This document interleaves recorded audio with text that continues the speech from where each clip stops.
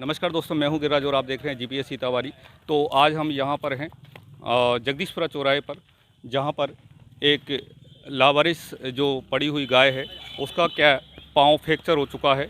तो उसको ये अपने गांव के जो गौ सेवक हैं, गौ रक्षक हैं, ये इसको अभी 12 जो है इसको रेफ़र कर रहे हैं यहाँ पर, क्योंकि इसका जो है पाँव बुरी तरीके से फ्रैक्चर हो चुका है और हो सकता है इसका पाँव कटने में भी आ जाए। तो मैं आपसे निवेदन ये करता हूँ कि ये वीडियो जो देख रहे हैं उन लोगों से निवेदन है कि इस प्रकार से अपने जो है गाय, जो ये पालतू गाय है और ये इसका अभी जो है प्रेग्नेंट भी है।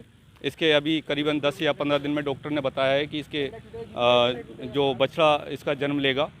तो मैं निवेदन ये करूँगा आप लोगों से कि इस प्रकार से अपने जो मवेशियों को, अपनी गायों को खुला तो छोड़ें, चलो ठीक है, लेकिन इस प्रकार से उनको लावारिस बिल्कुल ना छोड़ें, क्योंकि जब तक हम जो है इसका दूध हम पी रहे हैं, दूध हम खा रहे हैं, इसका इस्तेमाल कर रहे हैं, और जब उसका पाँव टूट चुका है तो ये जिसकी भी गाय है उसको एक दया भाव इसके प्रति नहीं आया है, और ये जो दूसरे लोग हैं वो दया करके इसको कहीं भेज रहे हैं, अपना जेब का पैसा जो खर्च करके वो ये गाड़ी करते हैं और वहाँ 12 इसको रेफ़र करते हैं।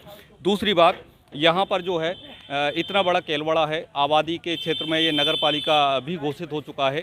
तो यहाँ पर ऐसी जगह पर इन ऐसे जो जानवर है, जो लावारिस हैं, या फिर उनका जो कुछ भी किसी प्रकार से जो फ्रैक्चर हो चुका है, उनको किसी प्रकार की यहाँ पर मदद नहीं मिल पाती है। यहाँ पर एक हॉस्पिटल भी है जो गौ सेवा के लिए वो हॉस्पिटल खुला हुआ है। फ़िलहाल मैं अभी इसको रोक करके यहाँ से इस गाय को व्यवस्थित रखने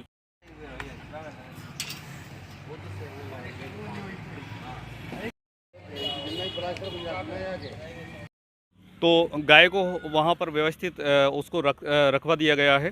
और हम जानते हैं यहाँ पर गौ सेवकों से कि यहाँ पर उनको क्या क्या कमियाँ यहाँ पर महसूस होती हैं। भैया आप बताएंगी कि यहाँ पर हॉस्पिटल में आप कभी एक आध बार गए? लेकिन इतनी व्यवस्था है नहीं वहाँ पर। किस प्रकार की यहाँ पर व्यवस्था होनी चाहिए?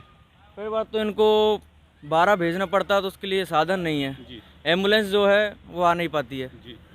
तो एक तो एम्बुलेंस की व्यवस्था यहाँ पर होना चाहिए, क्योंकि इतनी जो है आबादी वाले क्षेत्र में निजी जो वाहनों के द्वारा ये जो गायों को या जो भी यहाँ पर जो फ्रैक्चर होते हैं जानवर, उनको भेजने के लिए एक व्यवस्था ज़रूरी होती है। और क्या कमियाँ आपको महसूस होती हैं? कमी है कि सहयोग नहीं मिल पाता है। किस प्रकार का सहयोग?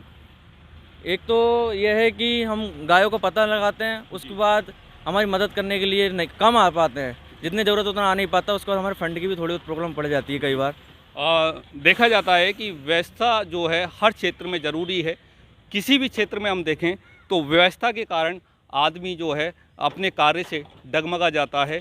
तो ये वीडियो देखने वालों को मैं निवेदन करूँगा कि यहाँ जहाँ पर भी आप इस प्रकार के कार्य होते देखें तो अपनी मानवता को ध्यान में रखते हुए उसकी मदद ज़रूर करें, अथा यथासंभव जितनी हो उसकी मदद करें।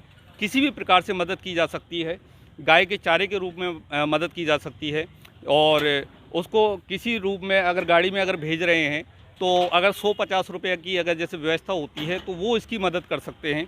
और क्या कमियां आप देख भैया आपका नाम?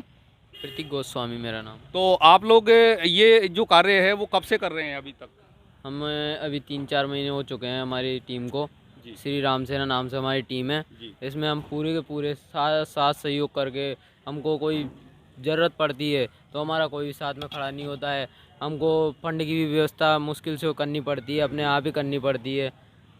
तो मैं प्रतीक जी गोस्वामी आपका नाम, मैं आपसे निवेदन करूंगा कि यहाँ जहाँ कहीं भी आपको अगर जैसे इसी प्रकार की सेवाओं का जो काम हमें करना पड़ता है, तो आप इस क्षेत्र में अभी 3 महीने से हो, तो मैं आपसे निवेदन करता हूँ कि आप अपना जो है इस प्रकार के जो कार्य हैं उसको कम ना करें बल्कि और बढ़ाएं, और आप ईश्वर पर विश्वास करते हुए ये सारी काम करें। अभी तक मैं आपसे जानना चाहता हूँ कि अभी तक जो व्यवस्थाएं होती हैं वो आपकी पूर्ण हुई हैं या नहीं हुई हैं? हुई है हमारी पूर्ण। किसी भी प्रकार से यथासंभव किसी भी प्रकार से हुआ हो, पर आपकी व्यवस्थाएं पूरी हुई हैं या नहीं? पूरी हुई है हमारी व्यवस्था जी। और हमने जहाँ पे भी हमको गाय माता मिली है या कोई और भी जानवर होते हैं, कुत्ता होता है, जैसे किसी के लग जाती है, छोटा बछड़ा है या फिर कोई भी गाय माता है, उसको हम अगर कहीं पे भी एक्सीडेंट हुआ है तो उसको भी 12 पहुंचाने में, अस्पताल पहुंचाने में उसका ट्रीटमेंट करते हैं। यहाँ पे भी करते हैं, अगर यहाँ पे नहीं होता तो फिर हम 12 पहुंचाते हैं उनको। जी, मैं आपसे निवेदन करूंगा प्रतीक जी, आप इस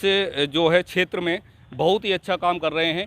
एक हमारे मुकेश भैया हैं, मुकेश भारती करके, वो भी गौ सेवक बड़े ही शानदार हैं और जहाँ कहीं भी उनको गाय की सूचना मिलती है, एक्सीडेंटल हो या किसी प्रकार से हो, तो वो भी बड़ी मतलब उसको विलम्ब न करते हुए उसको बड़े ही अच्छे ढंग से उसको काम करते हैं। वो जो भी है नाम, लेकिन कभी मैं आपको उनको भी सामने लाऊंगा। एक दिन क्या है, वहाँ पे जो एक गाय का पेट फटा हुआ था, उस समय वो लोग यहाँ पर आए थे और बड़ी ही सेवा भाव से वो काम करते हैं।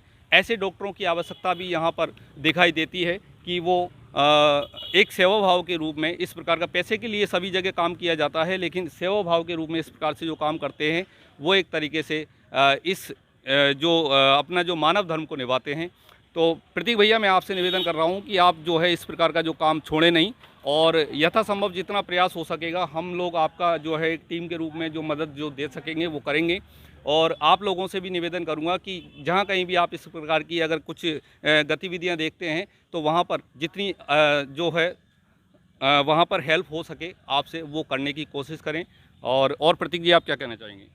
और तो हम कहना चाहेंगे कि हमारे साथ कोई खड़ा हो, कोई हमको सपोर्ट करे, हमारे अनुदान में भी राशि में भी हमारी मदद करे, ऐसा। जी, ये मैं आपको बता चुका हूँ कि सभी प्रकार से आपका जो है सपोर्ट आपको ईश्वर के द्वारा ये मिलता है। आप जो अभी भी गाय बेच रहे हैं या जो भी है, ईश्वर के द्वारा ये सारी चीज़ एक तरीके से मिलती हैं। तो आप इसमें हताश ना हो, निराश ना हो। इसी के साथ मैं अपनी बात को यहीं पर विराम देता हूँ। धन्यवाद।